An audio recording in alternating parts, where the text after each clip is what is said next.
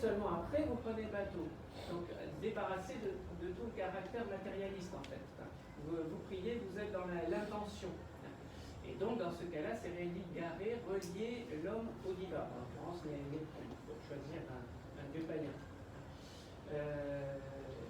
Un bon croyant dans l'Antiquité, ça va être ou celui qui va bien faire les choses, ou celui qui va être constamment dans une bonne intention. On n'a pas l'idée à l'époque que le meilleur croyant, ce serait celui qui aurait les deux en même temps. Si vous voulez. On considère que vous pouvez faire ou l'un ou l'autre, mais vous n'êtes pas obligé de faire bien les deux. Ça, c'est ce qu'on a du mal à comprendre aujourd'hui. Parce que, entre guillemets, du fait des religions monothéistes,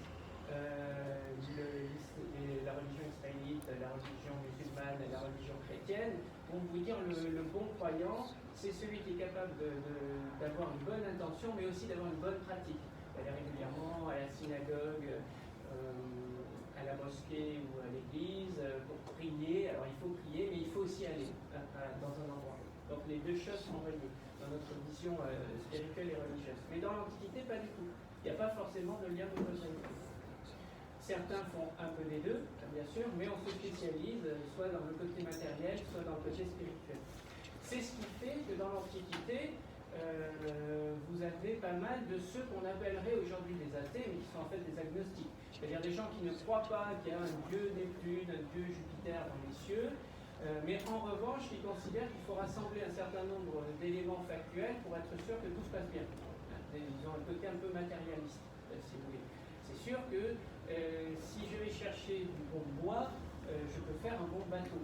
Et il se trouve que le bon bois, je vais le trouver dans une forêt dédiée à Neptune. Bon, ben d'accord, mais c'est pas pour autant que je crois à Neptune. Je crois dans la capacité du bon bois à me faire un bon bateau pour bien naviguer. Est-ce que vous comprenez un peu la nuance? Oui. Dans les deux typologies, il n'y en a pas une qui préfère ou c'est donc les linguistes d'aujourd'hui ne savent pas quelle est la meilleure des solutions. Ils disent même peut-être qu'il y en a une troisième que nous ne connaissons pas ou qu'on continue à chercher. Ou alors, il dit peut-être que c'est un mot qui était ambigu dès l'origine, c'est-à-dire que comme les consonances utilisées se rapprochaient de deux racines de mots différents, c'était peut-être fait exprès pour avoir justement deux perceptions différentes de la religion. Mais on est encore en train de chercher sur cette étymologie du mot, très délicat. Je ne parle pas aujourd'hui de la question de la laïcité, qui est encore pire. C'est encore plus délicat, encore plus difficile à définir pour aujourd'hui. Bien, donc je vous disais cela parce que par conséquent, il est logique de considérer, quand on est païen, qu'il puisse y avoir des demi-dieux. C'est-à-dire des personnes héroïques qui sortent du lot et qui ont donc un caractère semi-divin. Voire que certaines, elles seront carrément divinisées. Quel est le demi-dieu qui a été divinisé à sa mort par Jupiter et que vous connaissez forcément? Hercule, évidemment. Bien sûr, il y en a énormément en fait. Morphée en fait partie, par exemple.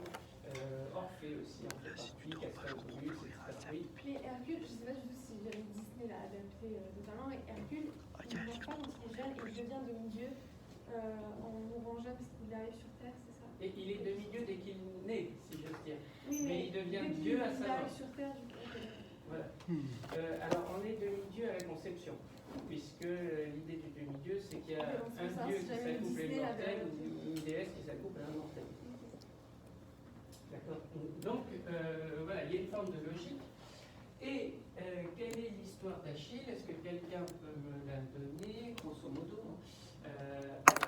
Alix. C'est Thétis, c'est sa mère qui l'a plongé dans l'eau du Styx par le talon, et en fait, du coup, elle n'a pas rentré sa main dans le tir, mais du coup, c'est que le talon qui était invincible, oui. Et il est mort en prenant une flèche dans le talon et une lance dans le talon. Par Paris. C'est normal qu'une mère plonge son enfant dans l'eau. Non, je sais pas si c'est ça. Non, mais c'est ça. Vous avez raison, mais il me manque une petite explication, Garance. Non. Louis. Parce que comme ça le rend immortel toutes les parties trempées dans le Styx. Alors d'accord, ça le rend immortel, mais pourquoi est-ce qu'elle voudrait que son fils soit immortel? Parce que c'est quand même pas mal. Parce que c'est quand même cool. Et ce serait cool. Oui. En fait, il y a une raison pour laquelle elle essaie de le rendre immortel. Elle ne le fait pas parce que tout à coup elle a eu envie qu'il soit immortel. Sinon toutes les mères le feraient. Parce qu'il n'y a pas un des dieux qui l'a prévient qu'il va mourir, donc du coup, pour lui assurer la vie, elle le plonge dans le... Exactement. Donc elle a eu un oracle, Thétis, sans le H, ce n'est pas la déesse des mers et des océans.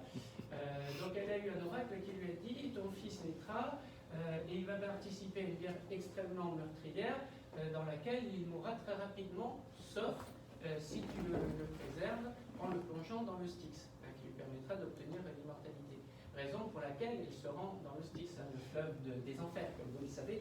Vous connaissez bien évidemment l'emplacement du fleuve des enfers, puisque l'entrée des enfers se trouve dans la grotte Averne, près de Cume, en Italie.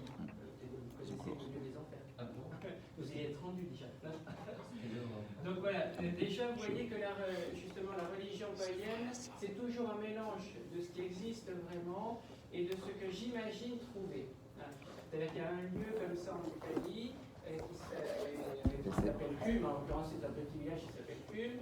Près de Cume, il y a une grotte très inquiétante qui s'appelle la grotte Averne, et on a considéré que c'était cette grotte qui était l'entrée des enfers. Victor ? Mais quand même, juste pour finir Achille, les talents. Oui. Elle a pris Achille pour le... Non, mais elle aurait pu prendre Achille. Oh putain. Alors, pour que le Styx fonctionne, vous devez plonger intégralement la personne en une seule fois. D'où le fait que, comme c'était un bébé, que le fleuve Styx emporte tout de suite ceux qui plongent sans aucun lien qui les rattache à la terre. C'est logique, la mort emporte tout le monde si vous n'avez pas de lien à la terre. Donc, par conséquent, elle doit le tenir. Et elle ne peut le plonger qu'une seule fois. Donc elle ne peut pas faire ce que vous dites, sinon ce serait trop simple. Donc elle est obligée de le tenir et elle considère que l'endroit le plus discret, le moins facile à atteindre, c'est le talon. Elle le prend par le talon du pied droit et elle le plonge une fois dans le Styx totalement. Et donc il n'y a que la peau qui est en contact avec ses doigts à elle qui ne peut pas être protégée par le Styx. On est dans l'ordre de l'imaginaire, on est bien d'accord. Voilà. Mais ça explique que certaines personnes ont des capacités carrément surnaturelles. Si vous voulez. Tout ce qui relève de capacités extraordinaires, on ne l'explique que par la divinité. On ne se dit pas que l'être humain a une capacité énorme de résistance ou d'action par lui-même. On considère qu'il y a forcément une aide divine de ce point de vue-là. Voilà. Quelles que soient les religions, d'ailleurs. Oui. Du coup, quelqu'un qui a beaucoup de talent en quelque chose, c'est à cause des dieux. C'est parce que les dieux lui ont donné, lui ont fait ce don-là, effectivement. Gabriel. Et en fait, c'est pour donner du sens à ce qu'ils n'arrivent pas à expliquer, comme Carré et Scylla. Alors en fait, ce n'est pas tant pour donner du sens que pour donner une raison de vivre, si vous voulez. Dans l'Antiquité, on se dit que si les dieux n'avaient pas d'objectif pour nous, ça voudrait dire qu'on arrive là par hasard, on a déjà du mal à se l'imaginer. Je suis là parce que j'aurais pu ne pas être là, bon, d'accord, c'est bizarre. Donc on n'est pas là par hasard, par conséquent, les dieux ont dû un objectif pour nous. Et s'ils ont un objectif, lequel est-ce ? Ce qui veut dire qu'on suppose aussi que puisqu'ils nous donnent un objectif à remplir sur Terre, ils nous donnent les dons qui vont nous permettre de réussir ces objectifs. Donc c'est une raison de vivre, en fait, que donne la religion. C'est pas tant une explication qu'un objectif, si vous voulez. Un but à poursuivre par conséquent. Une action à mener, une mission qui nous est confiée. Je n'ai pas totalement répondu peut-être à votre question, vous m'avez dit. Oui, Gabriel. C'était juste ça. Après, j'ai expliqué Carré et Scylla. Ah oui, Carré et Scylla. Alors par conséquent, si les êtres humains ont des capacités données par les dieux, il y a des obstacles majeurs sur Terre que l'on explique aussi par les dieux. Charybde et Scylla, donc qui effectivement est le détroit de Messine, Charybde symbolisant une espèce de tourbillon infernal qui fait sombrer les bateaux, et Scylla en fait représente des récifs qui détruisent les bateaux, comme si c'était un monstre marin qui dévorait les marins. Effectivement. Mais par conséquent, on en fait des monstres parce qu'on considère que ce sont les divinités qui ont placé ces obstacles-là à ces endroits-là pour nous permettre de développer nos capacités.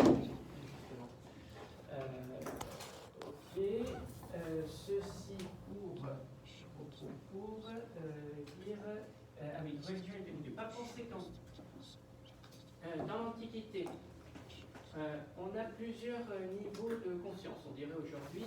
Le niveau humain, on considère que c'est le niveau le plus bas, le moins intéressant parce que le plus fragile avec le moins de capacité. Le niveau des demi-dieux est un niveau humain qui commence à se rapprocher de capacités surnaturelles. Et le niveau des dieux est inaccessible pour les êtres humains. C'est le niveau de tout ce qui s'explique, tout ce qui a un objectif par lui-même et pour le reste de l'univers, si vous voulez. Certains philosophes considèrent par conséquent que ces trois niveaux pourraient représenter la progression de l'âme humaine pour peu qu'elle veuille s'en donner la peine. Et en réalité, le niveau des dieux serait une élévation totale de l'âme qui vous ferait trouver une sagesse et une forme de tranquillité de l'âme. D'autres vont vous dire, pas du tout, c'est une explication qu'on cherche à donner pour faire comprendre comment le monde fonctionne. En réalité, le niveau des dieux, c'est le niveau de l'univers qu'on ne peut pas comprendre entièrement parce qu'il nous manque certains éléments factuels. Dans l'Antiquité, on peut avoir donc, le camp de ceux qui sont purement matérialistes, c'est logique, avec le terme de religio au sens de réliger. Les choses autour de nous sont là, sont présentes, je l'observe. J'observe aussi que je peux les utiliser pour un certain objectif. En revanche, ça ne veut pas forcément dire que les choses sont là pour que je remplisse cet objectif. Donc ça, c'est la vision matérialiste. D'autres vont vous dire, ah ben non, tout ce qui est autour de nous a une raison d'être, n'est pas là pour rien. Et c'est la vision un peu plus spirituelle. Et par conséquent, il faut trouver cette raison d'une part, et ensuite l'utiliser à bon escient. Et là, on va retomber sur une forme de déterminisme que vous verrez en philosophie, notamment avec le Maslow. Et Leibniz. Alors Leibniz, avec la raison suffisante que Voltaire ne va pas supporter, ça vous verrez tout cela. Est-ce que vous avez dit Candide de Voltaire en français? Donc peut-être on vous a déjà parlé de Leibniz et du déterminisme. Alors, sinon renseignez-vous, si vous avez Voltaire dans vos œuvres de français, renseignez-vous sur Leibniz, parce que c'est central par rapport à Candide. Oui. Le déterminisme, c'est comment ça fait que toutes les déjà d'avance qu'on a quand même parlé, c'est ça? En quelque sorte. Il y a des nuances dans le déterminisme, suivant qui est déterministe. C'est grosso modo ça, vous avez le oui. Alors, comment s'écrit la Leibniz? L-E-I-B-N-I-Z. L-E-I-B-N-I-Z. Leibniz, j'ai oublié son prénom. T'as vu comment c'est chiant, frère? Ah oui, Gottfried Wilhelm Leibniz. En général, on l'appelle Wilhelm Leibniz. C'est ça te parle bien. Ah, yes. Cool. Tu peux lui dire d'aider à prendre ton Donc, quelle que soit la vision, matérialiste ou spirituelle, le demi-dieu est celui qui va se situer dans un entre-deux, qui va permettre soit d'amener l'être humain à une plus haute compréhension de son univers, vision matérialiste, soit de rapprocher l'humanité d'un niveau supérieur de spiritualité et de l'immortalité, vision spirituelle. D'accord ? Finalement, aujourd'hui, on se retrouve dans la France du XXIe siècle avec aussi cette double vision, mais en revanche, on a l'impression que la religion n'appartient qu'à la vision spiritualiste et qu'il y a une opposition avec la science qui appartiendrait à la vision matérialiste. En réalité, ce n'est qu'une impression d'opposition. La vision matérialiste, c'est la vision scientifique, mais déjà dès l'Antiquité, j'ai envie de dire. Mais en revanche, dans l'Antiquité, on considérait que cette vision matérialiste était une des formes de la religion, une des formes de la croyance. Oui, oui. Mais après, il y a des scientifiques et religions, c'est pas associé parce qu'il y a des grands scientifiques qui étaient croyants et tout. Exact. Du coup, même s'ils avaient, je sais pas moi, même s'ils avaient des preuves sur certaines choses, ils croyaient quand même que c'était divin. Et oui, c'est logique. Parce que justement, la religion et la science ne s'opposent pas. A priori, bon, mais ça, si vous voulez défendre que ça s'oppose, vous allez me le prouver. Mais normalement, ça ne s'oppose pas, puisque la science doit permettre d'expliquer comment fonctionne l'univers créé par Dieu, si on est croyant. Donc ça ne va pas me prouver que Dieu n'existe pas. Oui, mais il y a des choses, par exemple, ils disent que Dieu a créé les hommes, Dieu a fait ça, mais il y a des preuves comme quoi ça a été fait comme ça au fur de... Alors, il faut savoir qu'il y a tout un mouvement de la science au début du XXIe siècle qui s'est rendu compte que c'était une vision naïve de dire que la Bible, par exemple, n'avait rien de scientifique. On s'est rendu compte que c'était complètement naïf. Et qu'en réalité, il fallait la relire avec des yeux scientifiques pour comprendre qu'elle nous donnait déjà des éléments de réponse scientifique. Sauf qu'elle les présentait d'une manière qui puisse être facilement comprise par tout le monde, même par des enfants. Hector? Non, juste que vous avez dit, genre, oui, que la science a D'accord. On s'éclate, mec. Ah là là, grosse ambiance, grosse soirée ici. Ah non, du coup. Ah non, du coup, vraiment dans la... C'est Oh, le nuage, il arrive, gros. De plus en plus menaçant. C'est que là, quand on verra plus que du blanc, c'est que le gros gris sera sur notre gueule. Et d'un coup, il fera plus jour. Il y aura plus de lumière. Mais du céleste. Ouais. Tu vois, je suis vraiment... Cette nuit, je me réveille, je joue à la play, tu vois. Et genre, d'un coup, mec, tout s'éteint dans la maison. En plein été. Je sais pas pourquoi. Tout s'éteint, genre, ça fait... Tu sais, le truc au disjoncteur, le couteau, il est remonté, ça fait... Genre, d'un coup, mec, ma play s'éteint. La lumière s'éteint. Je me suis retrouvé comme ça dans le noir en mode ok, faut pas que mon daron il sache que je suis là. Je suis resté comme ça caché dans le noir, j'aurais pas bougé. C'est quoi, genre, il y avait de l'orage? Mais non, même pas, mec. Genre, c'est mon pâté de maison, il a fait hop, il y a plus de lumière. Ouais, c'est vrai qu'il fait des coupures d'électricité. Mais là, ça c'est chier quoi. Putain, je me rappelle pas, il y avait eu un orage, frère. J'ai perdu mon match FIFA, putain. J'ai perdu mon match FIFA, putain. Ce qui est logique parce que l'intérêt de la science, c'est d'expliquer comment C'est qu'il y a une femme, je crois qu'il y avait un orage, il faisait nuit toute la journée. Elle avait dû allumer des bougies, parce qu'on voyait rien, il n'y avait plus d'électricité. La science ne cherche pas à prouver qu'il y a des arbres, elle cherche à prouver comment le chêne se crée, naît, se développe, forme. Ouais, pour ça. Est-ce que vous comprenez ce que je veux dire? Aïe aïe. Voilà. Donc, elle ne cherche pas à prouver qu'il y a Dieu, elle cherche à prouver comment les êtres humains s'organisent avec les animaux, dans l'univers, etc. Et c'est le plus intéressant pour la science, puisqu'elle peut rester factuelle, si vous voulez. Donc, sans tenir, on fait assez croire et prouver. Hein? Il est quelle heure? Bah, je peux pas te donner du Comme le rapport au Dieu d'un niveau Là, je dirais. C'est cool de deviner, mais là, pour de tête. Là, de tête, je dirais 14h31. 8h31. Que le cerveau de Raphaël est bien ordonné ou désordonné. Désordonné plutôt, vraiment. Là. Moi, je peux donner la réponse. Perso, je peux donner la réponse. Moi, je connais aussi. Il peut avoir des preuves formelles que Comme quoi, Raphaël est débile. Non, mais non. 7 en maths, voilà. 7 en maths, c'est ça? C'est pas tout, c'est ça. Il est 8 en physique, Que son cerveau est Putain, c'est un génie, ce prof, il a deviné. Ah, il a dit le bas. Ouais, il a 17 en moyenne en maths, c'est ça, non? Il a 17, ouais. question. Je me dis que si jamais j'ai pas de preuve, Il est quelle heure? je sais pas. Mais souvent, je te l'ai dit il y a 2 minutes. Mais je te croyais pas, toi. T'as dit tu penses. C'est-à-dire que. Bah, t'avais remarqué que j'avais juste demandé vraiment devant. Je sais pas, par exemple, maintenant j'ai une Gros, idée il que. passe 25 minutes. Je sais pas, moi, Hein? C'est pas c'est absolu. Et Est-ce qu'il après, te je me dis, ok, j'ai pas de preuve que c'est vrai, mais j'ai pas de preuve que c'est faux non plus. Donc je me dis, je vais rester avec les Ah, dans l'année, c'est faux. C'est l'hypothèse nulle. C'est fou que ce soit long comme ça. Je me fais insulter, moi. Surtout tout de suite, tu te fais casser. C'est ce que j'ai demandé là. La majeure partie des scientifiques de l'époque considéraient que c'était intéressant et restaient sur l'idée du géocentrisme. Mais après, Tu m'étonnes, gros. Je suis fatigué, moi aussi. Oh, j'ai sport dans une heure. Ah putain, maintenant ça réveille ça. Ouais, sauf que s'il pleut, je vais passer 2 heures à faire un cours théorique sur le volet. Donc ça va aller. Je sais pas si on fait voler ou. Les gars, on est tout trop bien. Moi je fais escalade, frère, j'ai trop le seum. Je suis censé faire escalade, mais le groupe 2 il a fait voler, mec. Moi aussi je vais faire voler, ouais. Si je fais voler, je me mets debout, je mets les mains dans le filet, c'est fini.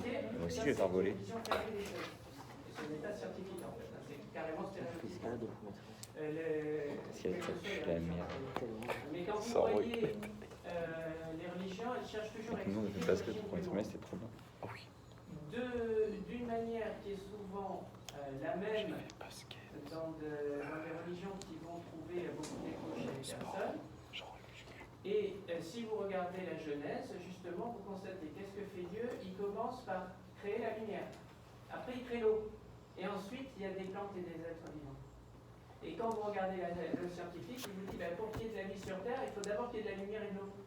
Donc, c'est qu'il y a une forme de vérité dans la Bible. Voilà. Sauf qu'elle est présentée comme une histoire qui a l'air un peu naïve, comme ça, etc. Mais en réalité, il y a déjà des éléments scientifiques. Alors ça, c'est un mouvement de la science d'aujourd'hui, justement, de se dire, il va peut-être falloir arrêter de prendre la Bible pour un livre naïf, et au contraire, le regarder avec des vrais yeux scientifiques. Et même, les scientifiques vous disent, on va même encore plus loin que la Genèse, parce qu'on vous explique dans le livre que Dieu met un jour entier pour créer cela, alors qu'en fait, nous, dans nos labos, on peut le faire en quelques heures. Mais en réalité, on dirait 1 heure on fait la lumière, 1 heure on crée l'eau, et 1 heure après, on a déjà un être vivant dans l'eau. Donc c'est encore pire, ils vous disent les scientifiques. Donc voilà, l'idée, et là en l'occurrence, c'est pas de prouver que Dieu existe ou n'existe pas, c'est de se dire, est-ce que dans le livre, j'ai des éléments qui m'expliquent l'univers? Et on a cru que c'était non, et on est en train de se dire, peut-être que oui. Je ne dis pas que c'est oui, je dis peut-être que oui. D'accord. Et donc le problème du Saint-Suaire, là aussi, il y a beaucoup de choses à dire, et là je vous laisse le soin, pour certains d'entre vous, d'approfondir le sujet. Donc voilà, dans l'Antiquité, le lien entre les hommes et les dieux est très divers. Et on peut avoir une approche parfaitement matérialiste de sa croyance, de sa foi. Parce que ce qu'on appelle religion, en fait, c'est une certaine forme de foi.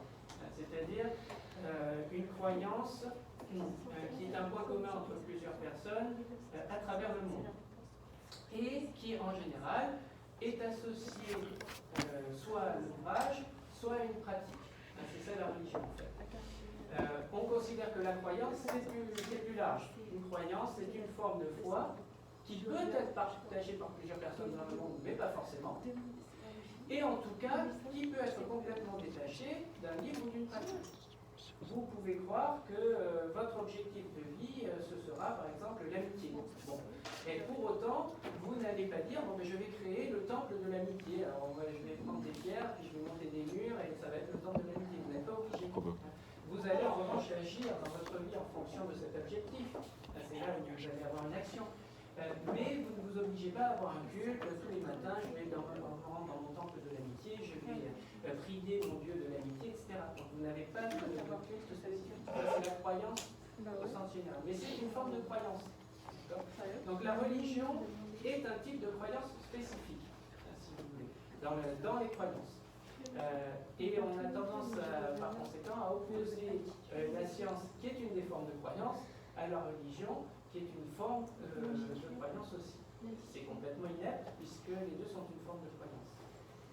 Croire qu'un vaccin peut guérir toutes les maladies, c'est une forme de superstition scientifique. Et vous avez des gens qui n'ont aucune connaissance scientifique, qui ne réfléchissent pas à ce que c'est que la médecine, qui vont vous dire, ah mais si, moi je suis sûr qu'un jour on va trouver un vaccin qui va guérir toutes les maladies. C'est une forme de superstition scientifique. Ça existe aussi. C'est justement ce que combattaient les chrétiens au Moyen-Âge. Et c'est pour ça que les scientifiques en ont voulu aux chrétiens. Parce qu'ils cherchaient toujours à forcer les scientifiques à remettre en question leurs propres conclusions. Non pas pour le plaisir de dire vous avez tort, mais pour dire attention, vérifiez que ce que vous avancez est juste. Et si c'est juste, on prend. Si c'est pas juste, on jette. Voilà. Et c'est tout le problème de Galilée et de Copernic, justement. Ça, c'est Donc dès là le début. aussi, on aura l'occasion de revenir. On n'a pas ces questions-là dans l'Antiquité, parce qu'on ne considère pas qu'une religion ou qu'une croyance doit se fonder sur un dogme. En réalité, il n'y en a qu'un qui sera exigé par les Romains, à partir du IIe siècle avant Jésus-Christ seulement. Ce sera l'idée que la divinité majeure d'une religion sera semblable à Jupiter chez les Romains. ce serait le seul dogme en fait pour eux qu'il y ait une divinité Il majeure va faire un feat parmi avec toutes les divinités. Sapienzo. Vous remarquerez que dans le dogme païen, on n'envisage pas le monothéisme, qui n'a qu'une seule divinité majeure. Voilà, c'était le problème justement avec la religion israélite. C'est pas la bonne idée du début, ça. Différemment, ils ont complètement enfumé les Romains. C'est peut-être temps qu'ils y retournent. Ça a été le problème majeur avec les chrétiens. Ils ont refusé un certain nombre pas de compromis, mais de faux semblants. Bravo. Ok. Donc, Hector, Mais je me Achille, sens trop pas bien Iliade sur sont en lien avec la fameuse guerre de Genre, Troie. Quelle est la l'origine tête et de tout. la guerre de J'ai Troie? mal au ventre, tout ça. L'enlèvement d'Hélène Ah non. par Qu'est-ce que c'est l'orage? L'enlèvement d'Hélène par Paris. Hélène qui ça s'est marche mariée bien. à qui? Alors non, au frère J'ai mon qui masque, s'appelle je suis un peu tout à l'heure. Ménélas. Tu vas aller boire de l'eau? Regardez le nom, hein, donc, Vas-y, viens. Non, c'est Eh frère, en vrai, t'es plus pâle que tout à l'heure. Sûr? Ouais, je pense voir ça. Des fois ça passe, ça revient, mais c'est Roi de Sparte, oui. Déjà, enlève ton masque. C'est bon, c'est Ménélas bon. est le roi de Sparte. Il est marié à la plus belle femme T'as vraiment fait. du monde à l'époque, Hélène. Mais Hélène se fait enlever par le jeune Paris. D'un coup, il va faire dedans. Qui l'emmène à Troie, donc en Asie mineure. moi, ça a des femmes. Et là, c'est Frère, donc, meurt pas. le début de la guerre de Troie. Je peux pas Quelle est donc l'origine de la Ton guerre oncle, je te mets des claques pour te réveiller, si tu veux. d'après vous? Elida. Céa. Déjà ce matin, je sens. Raphaël. Oui, Quel est l'objet de la guerre de Troie par conséquent? bah, c'est le cheval de Troie, non? Non, ça c'est l'objet de sa résolution. L'objet qui a fait que tout s'est déclenché, c'est la pomme d'or. La pomme. Alors, vous pouvez faire remonter la pomme d'or. Là, ça veut dire que justement vous allez aller en compte de ce que je voulais dire. Alors, mais allez-y. Si Bah, c'est la pomme d'or, quelle est. alors, je suis un peu des noms d'histoire, mais on a donné une pomme pour choisir la femme la plus belle entre Héra, Athéna et Aphrodite. Elles promettent tous quelque chose à Paris, qui est un berger, sauf qu'en fait c'est le roi de Troie, mais sauf qu'il a été, enfin il y avait une malédiction sur lui, du coup on a préféré l'écarter. C'est parce qu'il est débile. Ouais. Et du coup il choisit Aphrodite parce qu'elle lui propose de trouver le véritable amour. Et il se trouve qu'en fait c'est Hélène qui est la femme de Agamemnon. Si j'ai pas, ouais c'est bon. Et Ménélas. ouais, de Ménélas pardon. Et du coup il se retrouve à lui déclencher la guerre parce qu'il avait Ulysse lui avait proposé de faire jurer alliance avec tous les autres pour éviter qu'on lui, enfin tous les rois grecs pour éviter qu'on lui vole sa femme. Oui, voler la pomme, c'est toujours un problème avec la pomme, quelles que soient les religions. Dans l'Ancien Testament, Adam et Ève, c'est aussi le problème de la pomme, etc. Oui, Alix. Mais cette pomme, elle n'a pas été donnée dans mon mariage. Putain, je suis fort, je donne des Par bonnes une réponses. déesse, mais je sais plus. Ah, je sais. C'est la déesse de la vengeance ou du. Ou... Je crois que c'est ça. Alors, il va poursuivre Paris parce qu'il a enlevé Hélène, mais c'est une conséquence. Non, mais c'est parce que. Faut pas les espérer. Enfin, je sais pas si c'est vrai, mais je crois que c'était quelqu'un qui n'était pas invité au mariage Ah de genre une nymphe et quelqu'un d'autre. Et du coup, elle a balancé ça pour gâcher un peu tout. Elle a jeté la pomme, elle a dit à la plus belle ou un truc comme ça. Oui, alors la question de la pomme, on sait bien pourquoi Vénus est associée à la pomme. Et dans l'Antiquité, en revanche, on constate que la pomme pose toujours problème. Il y a dans Ève et Vénus, justement, c'est un des points communs, mais on le trouve aussi dans certaines légendes scandinaves et sud-américaines. Gabriel? D'ailleurs, pourquoi c'est la pomme qui a cette signification? Voilà, alors on traduit par Sur le les mot pommes, c'est pas pomme, bon. mais il faut bien se rendre compte que chaque fois dans les textes antiques, le mot est fruit. Ah oui, je te Il faut boire de l'eau, gros. T'as mangé ce matin? Et on ne sait pas Non. précisément quel fruit. C'est peut-être pour ça Et aussi. vraisemblablement, moi, c'est d'ailleurs, joli, comme j'arrive il est bien. écrit à chaque fois dans les textes Ah non, c'est bon. religieux, c'est un fruit avec des vertus surnaturelles, spécifiques. Tu veux y C'est aller? un fruit qu'on peut trouver Non, ça va. couramment. Donc ce n'est pas Bah, la je vais attendre pomme, un peu, si en précisément, français que je vois, ça passe pas, je casse. qui est très bon, Enfin, je comme casse. tout le monde le sait, puisque ça Je contient fuis, des quoi. péptines, comme le dit M. Vandal. Prenez la fuite Donc toute ce n'est pas la pomme qui pose problème, Et c'était Vandame. c'est un Mais fruit non. surnaturel. Et il dit comme qui le donne disait un Vandame. certain Et j'ai nombre pas de aussi, il dit. oui, d'accord. La pomme, c'est ça. C'est impossible à faire le J'adore la pomme. Par 20 ans, il y en aura plus. Tu vois la pomme, pas la pomme. Tu coupes la pomme. Tu manges la pomme. Ça vient d'où? Ça a commencé comment? Alors justement, c'est pour cela que la prends les guerre de graines, tu Troie plantes un est pommier. la partie Tu plantes la plus graines, intéressante. pommier, C'est d'ailleurs direct. pour cela aussi que la guerre de Troie est Paf, très paf, riche hop, pommier. l'Antiquité. Tu vis pas là? On y revient toujours et on s'en inspire toujours. parce que c'est le symbole même de la religion Le pépin, t'as le pépin. grecque. Tu fais le pépin dans la terre. La terre, c'est pour toi, la terre, c'est le pommier. Le pommier, tu fais le pommier, il est le pommier, tu manges la pomme, tu gardes le pépin, tu le reportes. C'est pareil. C'est quoi et si t'as un arbre, tu pourras avoir la terre. Qu'est-ce qu'il fait le premier? L'œuf ou la poule? Parce que la poule, il y a de l'œuf. Mais l'œuf, il y a de la poule. On avait des films de lui. Alors c'est T'as vraiment vu le une film, légende qui est commune je sais plus c'est au qui, je crois que continent européen et au Fight, continent asiatique. À l'époque, on considère en gros, il apprend un art martial et tout, parce que son frère il se fait battre. donc justement, c'est pour montrer que C'est la le même où il fait religion à l'époque n'est pas figée, elle est ouverte à tous les Ça, c'est le même où il y a Et on celui où il y a la danse s'inspire qui fait les uns papa, des voilà. autres. Et on a des légendes communes. La légende de Noé et du C'est l'idée de jaune, là. Voilà. Bon, il a trop la classe, mais parce qu'il est musclé quand même. Non, je sens bien. donc, Il tape dans la place. la question de 3, soit on considère que c'est l'enlèvement d'Hélène par Paris et donc, vision pragmatique, c'est uniquement les relations entre les êtres humains et les questions d'amour et de sexualité. Là, quand ça a raconté, c'est un... C'est vrai que la sexualité. quand on parle de ça, c'est un peu comme ça qu'on dit que tout a commencé, quoi. Mais c'est pas comme cela que vous l'avez présenté, Raphaël. Parce que si en revanche Yes. on fait remonter le problème au fait que Paris a dû choisir parmi les déesses, on est dans la vision spirituelle des choses, c'est l'idée que les dieux cherchent constamment à nous faire agir dans le monde, mais dans l'Antiquité on considère que les dieux sont pervers, qui peuvent piéger les êtres humains. Et donc là on a une vision spirituelle assez noire, à vrai dire, assez pessimiste des dieux. Donc c'est une autre vision. Mais du coup, c'est un peu. À chaque fois qu'il y a des guerres ou des trucs, c'est à cause de l'orgueil des dieux ou des déesses.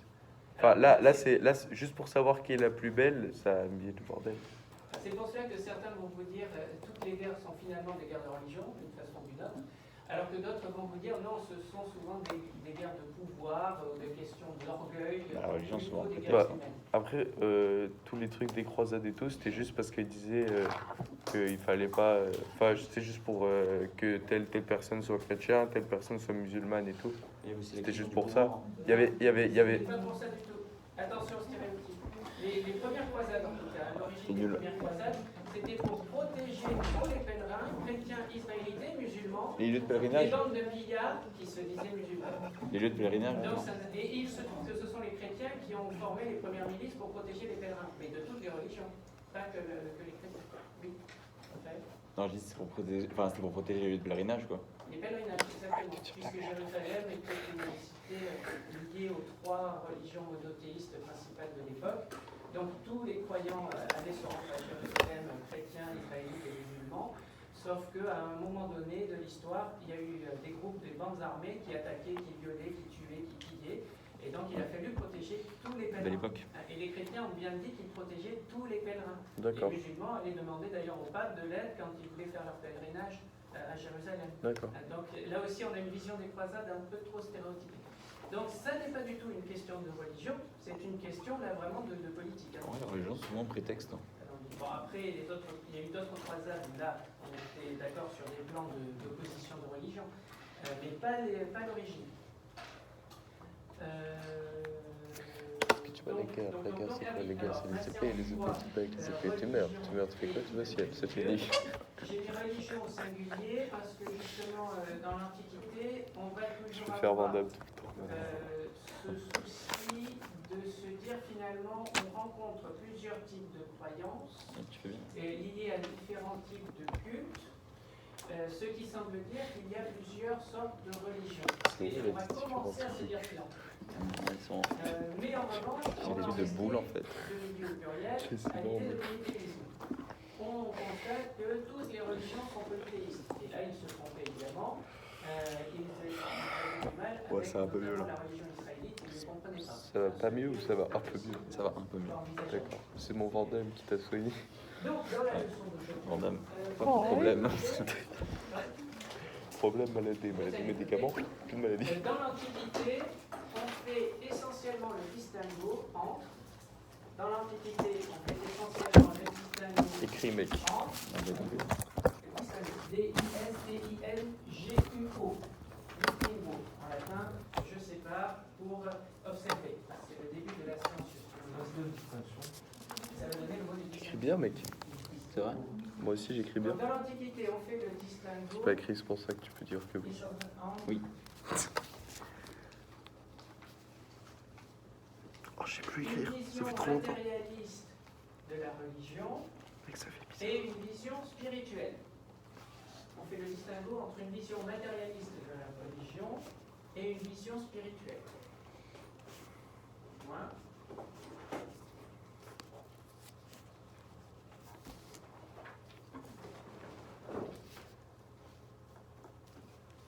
Pour un Romain païen, virgule,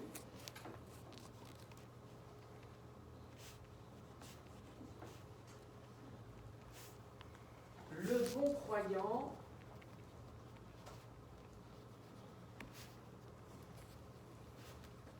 est celui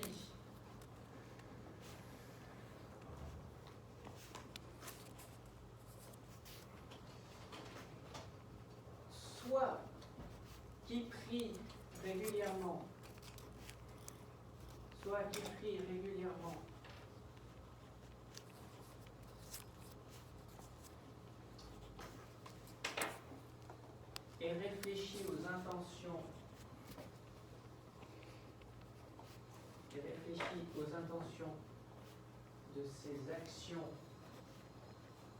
et réfléchit aux intentions de ses actions envers les divinités, virgule, soit qui réunit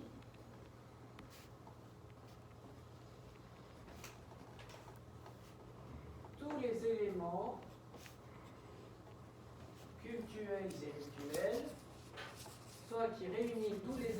cultuels et rituels, cultuels, attention, pas culturels, cultuels qui a trait au culte, qui réunit tous les éléments cultuels et rituels afin de plaire aux divinités.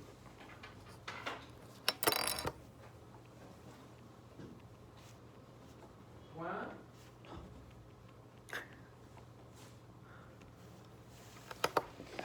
Ce sont les Là, t'as remis la religions tête. monothéistes. J'ai mis Ce la tête sont que les religions monothéistes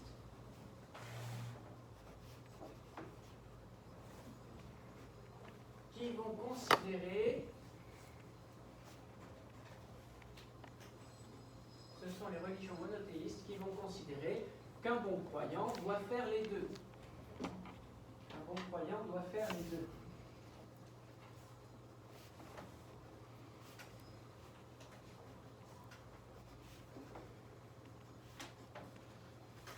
Quoi ? De ce point de vue,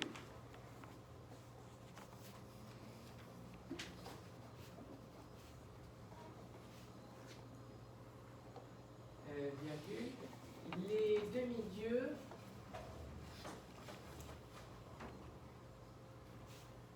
les demi-dieux sont souvent des mortels,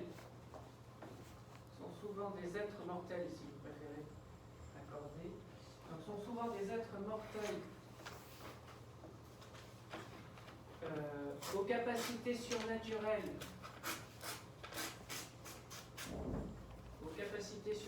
Vous pouvez mettre ça au pluriel.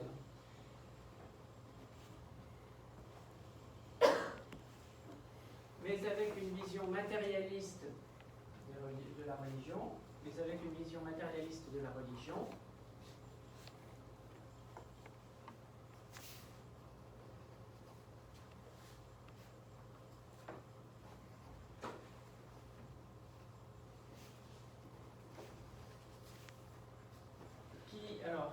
qui soit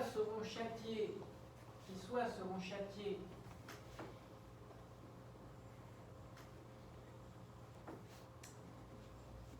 parce qu'elles auront manqué d'application dans leur foi, qui soit seront châtiées parce qu'elles auront manqué d'application dans leur foi,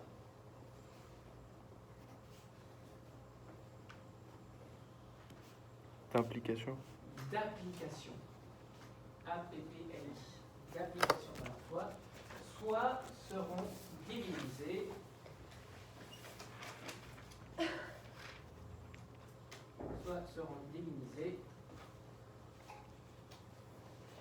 point d'ailleurs. Voilà. Vous avez par exemple un demi-dieu comme Henriot, Je suis du tout court. qui va être rigole, mec. Ah, moi, j'attends de crever pour être on Dieu. envoie le scorpion pour le tuer Tu dis quoi? parce qu'il J'allais crever pour être Dieu. considère qu'il est meilleur chasseur que Dès Diane. que je meurs, Donc il est dans une forme de pratique de la religion. C'est la moi chasse l'écriture, qui est l'écriture, la pas religion. l'écriture, c'est l'arbre, une feuille, stylo, en feuille, tac, c'est écrit, puis dit, pratiquant, hop, courte idée. parce que s'il pratique bien la chasse, il doit considérer que Diane l'aide à bien chasser, et non pas qu'il le aide à bien chasser. Il n'y Et a par plus de soleil. conséquent, s'il s'appuie sur Diane, il sera encore meilleur chasseur. Il y a dans 5 minutes, il fait nuit. S'appuyer sur Diane, ça ne veut pas forcément ouais, dire ou qu'il si est tu Diane, soleil, mais ça veut dire au moins ne pas se considérer comme supérieur à elle. C'est la Là. base.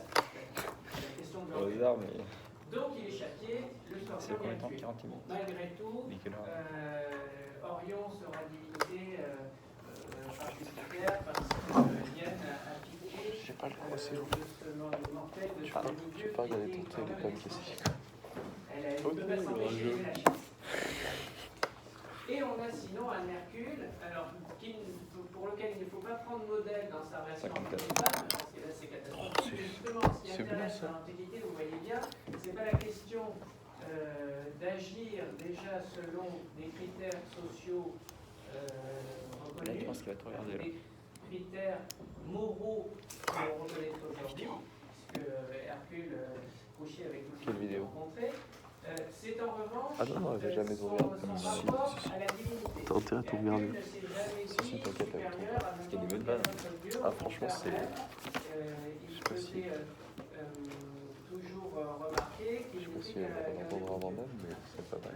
Et qu'il ne pouvait pas être supérieur à Mais Jupiter là, ou à enfin, Mars, ça va, même c'est dans la mieux, guerre, ouais. etc. Ça Donc se il fait ne vraiment s'est sur jamais ton placé sein. au-dessus. Et c'est la raison pour laquelle Jupiter va Oh, tout de ils sont suite comme ça. le diviniser. Parce que justement, tout. il n'était pas dans cette forme Victor, il est normale. comme ça. Malgré les mauvaises actions morales qu'on pourrait lui reprocher. Donc vous voyez, ce qui compte dans la Comme religion petit dans qui ne peut l'Antiquité, pas parler. ce n'est pas Ah oui, tu participes. comment dire, le On comportement paye, moral du personnage, Je suis intéressé. mais c'est le modèle vis-à-vis Ah, si on pose des de ce questions. qui nous est supérieur. Le modèle de comportement vis-à-vis de ce qui nous est supérieur. Et de ce point de vue-là, pour un esprit scientifique dans l'Antiquité, on pouvait se dire qu'on doit considérer que l'homme n'est pas supérieur à l'univers qui le régit. Donc c'est pour ça que ça ne pose pas de Sonnerie, une vision c'est du bruit, tac, matérialiste fini.